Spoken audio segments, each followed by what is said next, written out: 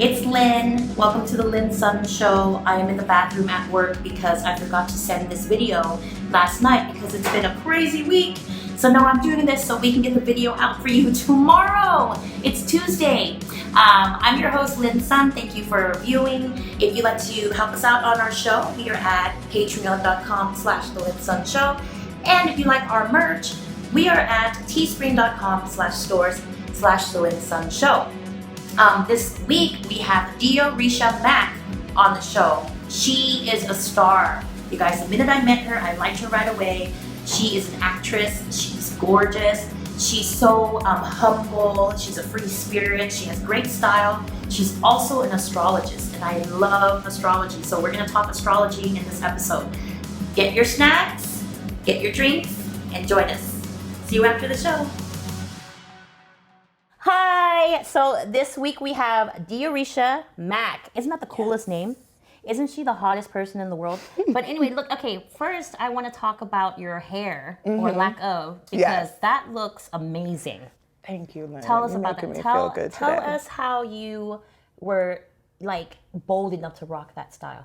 The boldness, well, number one, I think the boldness came from when I was younger and my mother being the hairdresser, and she was a wig wearer, and I'd go to school and she would do my hair and all these weaves and stuff and braids, and I'd go to school and the kids would just make fun of me. I could see your track, I could see this. So that ingrained in confidence. I would come home, my mother would be like, you better work it. If you're gonna do that, you better work it. And so that always came in my mind. So when I was tired of the hair and I cut it, it was the same thing. If you're gonna do that, you better work it. So once I cut my hair, it was just so liberating, and I don't know, I got to really feel my own attractiveness. Like, I know I'm cute in a sense. Like, you are very cute. Thank you. It's like, if I could do this and still be out here, you know, but that was like years ago, and now it's just part of who I am now. Now it's part of you. And you're an actor. Yes, I'm an actress. Yeah. So how does this help you with getting auditions and stuff? Does it man, it makes me stand the hell out. I tell you, definitely stand out. It says a lot about my personality automatically, you know. At first, I was like ready to be typecast into the police, the hard military type roles. And then all of a sudden I started getting like the homegirl, party girl and stuff. And I was like, wow. So, I mean, it didn't really put me in a box like I thought it would, you know? So I enjoy it. But that's great because you're a good actor and you can play, you have a wide range though. I do. So do you prefer comedic acting or drama?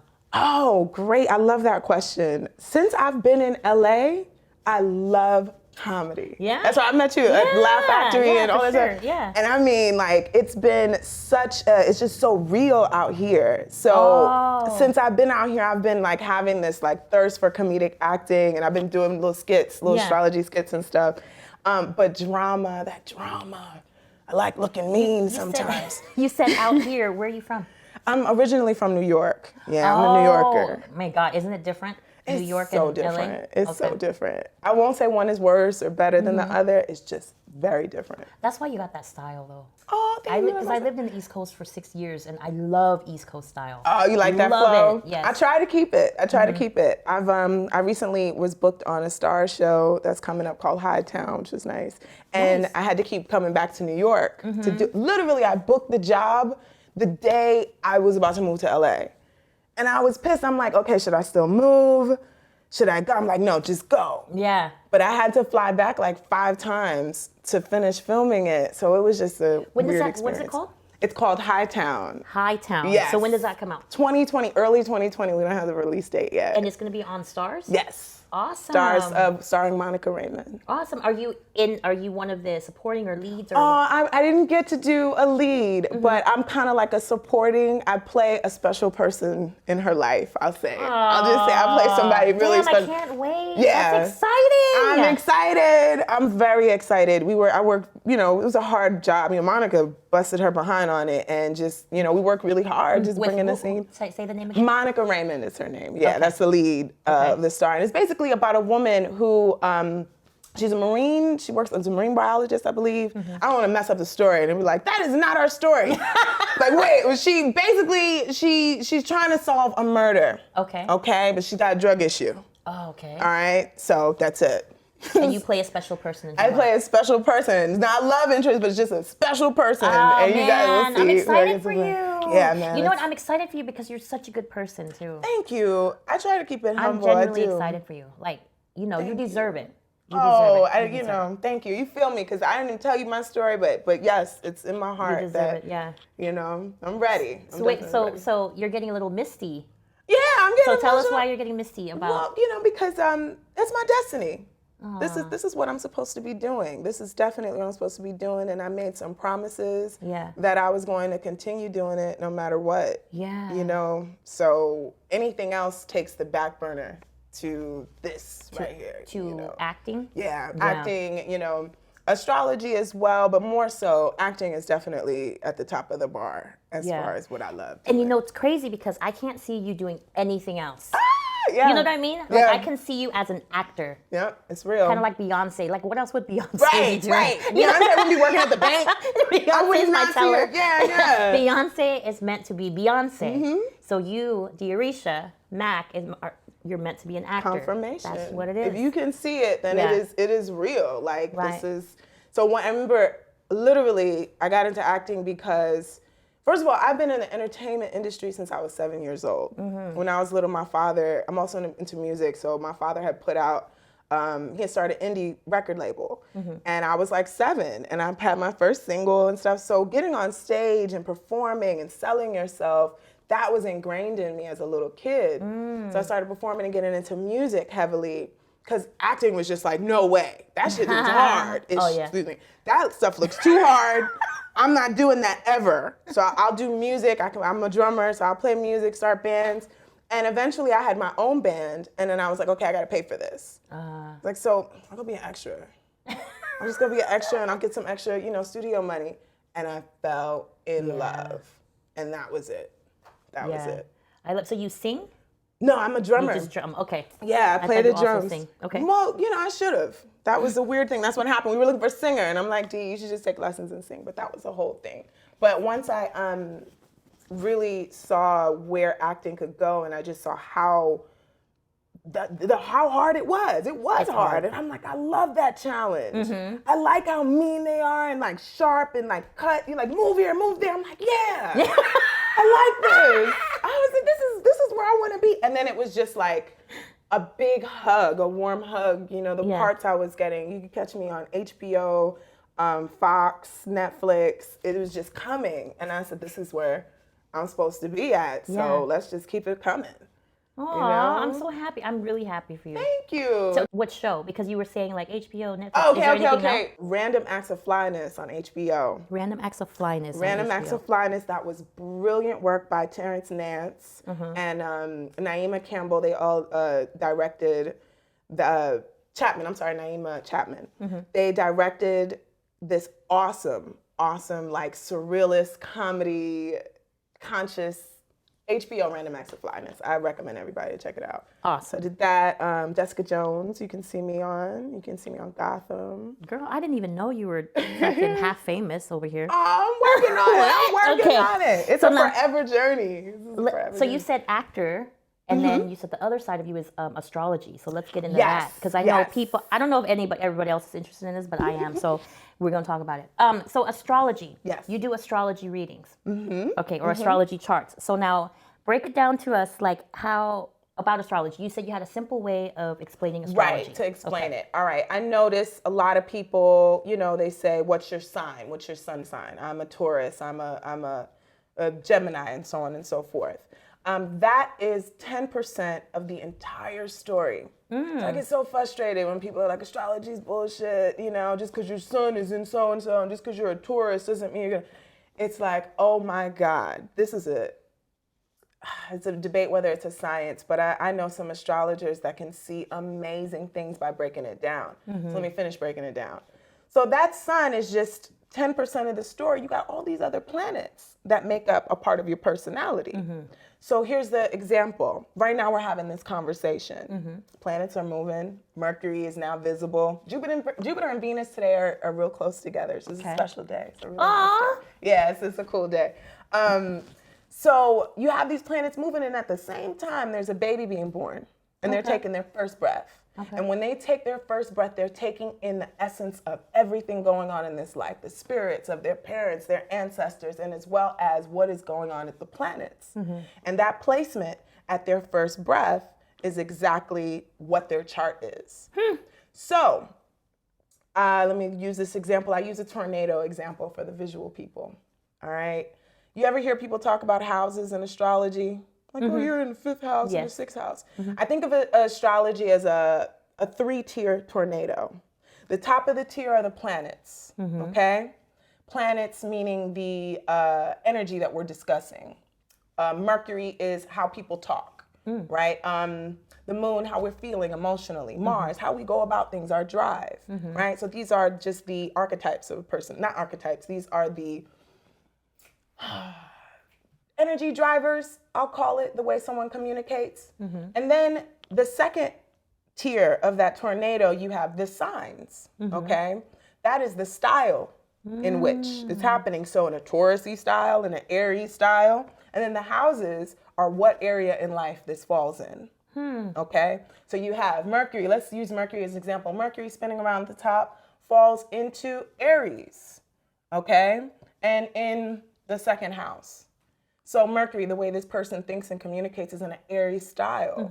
They're communicating fast, quickly, argumentative sometimes. And it's in their 2nd house. Maybe they value that type of 2nd house of values, our money. Maybe they make money from being a jerk and talking like that. Happens. Right? Right? So that is one example of how the wheel, I hope I broke it down. I hope it came out simple, of how the, and then you flatten that. Okay. You flatten that tornado and it's a big wheel. And it becomes an astrology wheel of all that information, like almost like a Rubik's Cube. It's just like a random stop of what this information is. So you have your rising sign. That's a sign that was rising to the east when you were born. That is basically your representative. So I'm a Capricorn. Okay. My rising is a Scorpio. Nice. And then my moon is a Gemini. Oh, so you know your stuff. I know, and then just a few of them. And I know my Venus is in Virgo. Get out of here. But I don't know the rest. I forgot. Okay.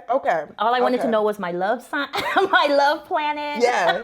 So wait, so with that ascendant, your ascendant is in, what did you say? Scorpio? Scorpio. So that means Taurus is on your descendant.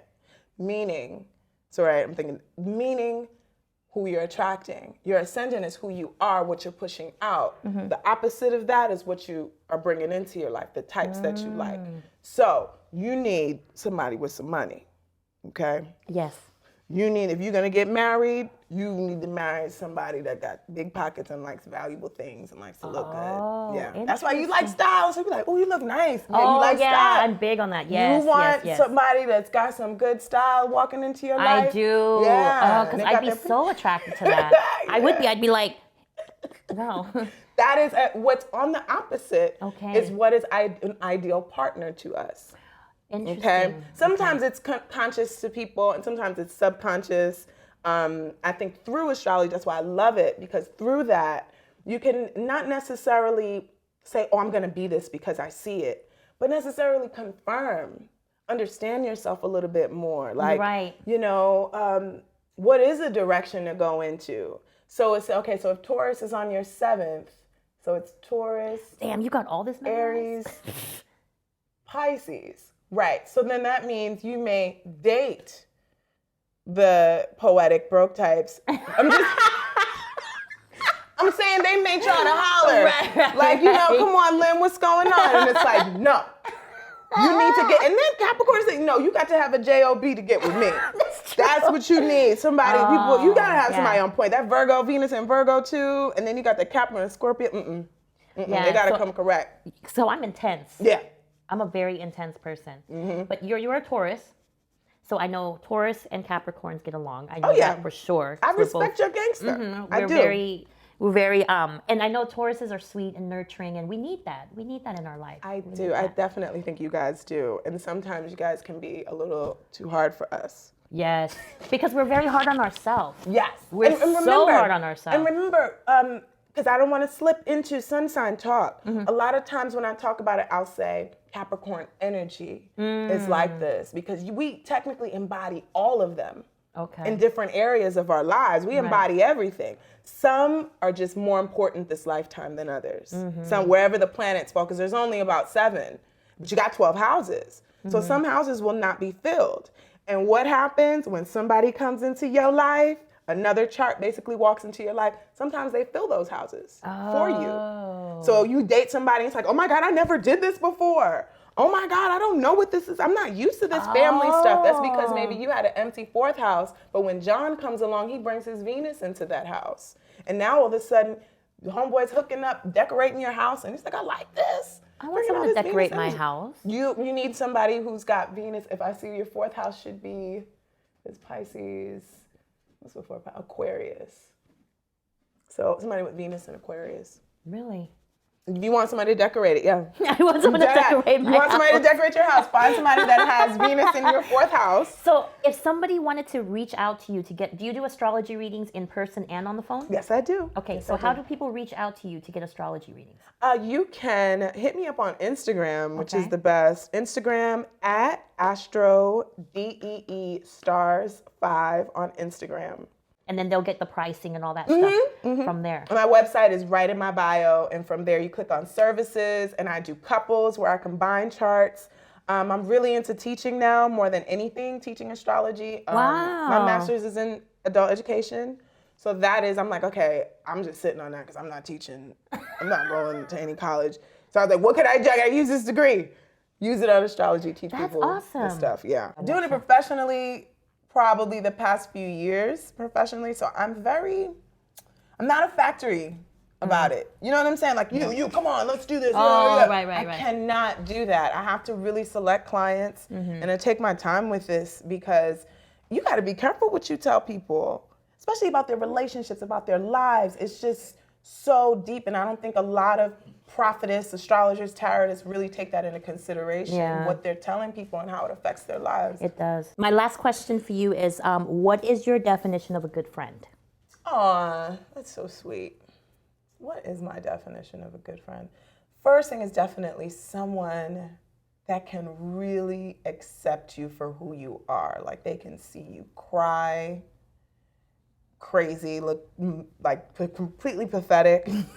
They can see you be outraged, enraged, and not be terrified. You know, want to get away from you all of a sudden. They can see you sick. They can just really, they can see you so happy, losing your mind.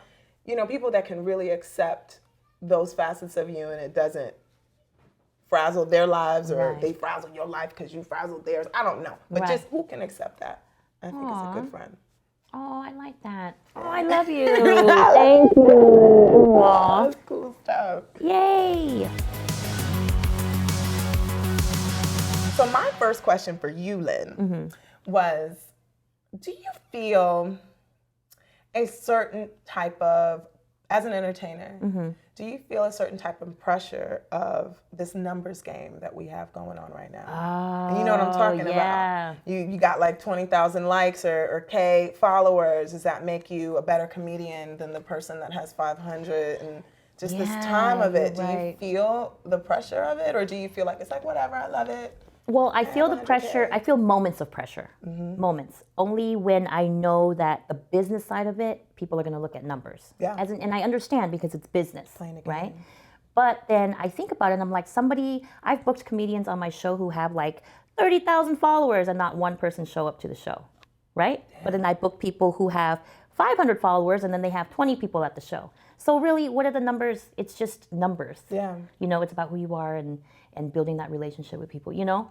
So only when I'm in my business mindset, I'm like, and then I'll be like, Joe, we only got like 2 views. And then Joe's gonna, he's like, this is normal. I'm like, oh, okay. That's it. Because, you know, the Virgo in him will ground my intense ass. Oh, right. It'd be like 1, 2, that's good. 3, 4, okay? Organize it. He'd be like, you should think about how you have this many subscribers within the month, and you should think about, I was like, oh, that's cool. Yeah, you need that. Definitely. My second question for you, do you believe that there is a cutoff to doing stand-up comedy, like 80, 90, or do you really think like, screw this, I'm gonna be up there at 100? Like, dude, stand-up comedy is one of those professions where you can do it at any age. And you know what I mean? And the younger you are, I kind of feel like this too, like sometimes the younger and prettier you are, you're not as funny. Yeah, they're not. That's funny. The cuter you are too. It's like, nah, man, you too cute up there. You don't look like you struggling or nothing. Yeah, you're right. So the person who goes up there who's like 65 years old and has all the life experience, they're fucking hilarious. And this is the profession where it don't matter how you look.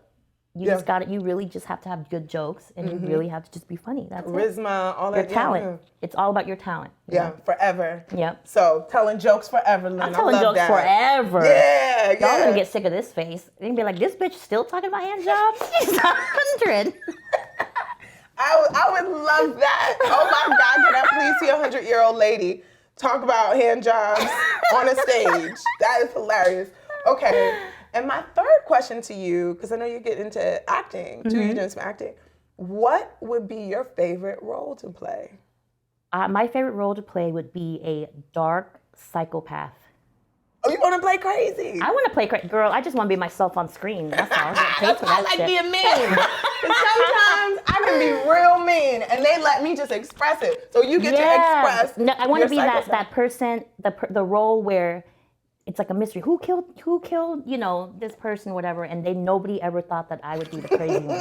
Oh, so you're not going to show it. Because I seem so bubbly. Yeah. And then it's like, oh, she crazy. And then they show clips of you to what you did and how you did it and how mad you really were during the scene. Yeah, because acting lets you express your dark side, right? You know what I mean? It lets you express that. And I want to be able to express that without people trying to coach me on social media. Like, Lynn, where's your highest self? The fuck? No, it's true. I feel like acting almost lets you, it's like a bad kid, but you just put them in a playpen and you're like, go. Yep. Just go. There's borders. But just do your thing, man. And, I love it. Yeah. A lot of people think I would say sitcom, but no. I'd rather be in a drama. You want to be a drama. Yes, ma'am. Serious part. Yes, oh, ma'am. That's so interesting. Thank you. Great question. Yeah. Hopefully we work together. Yes. I hope so too, Lynn. I would love to work with you. I would love to. Yay! We got through another episode. Thank you for watching. I hope you learned some things about astrology. If you want to connect with DeAriesha to do an astrology reading, hit her up on her Instagram. Thank you for commenting, liking, sharing, subscribing, all of the cool stuff the kids are doing nowadays. I love being here with you every Tuesday. Again, if you want to help us out, we're at patreon.com/The Lynn Sun Show. And our merch is at teespring.com/stores/The Lynn Sun Show. Big things are happening, you guys. It's going to get better. I feel like 2020 is going to be amazing. And be a good friend to someone today. See you next week.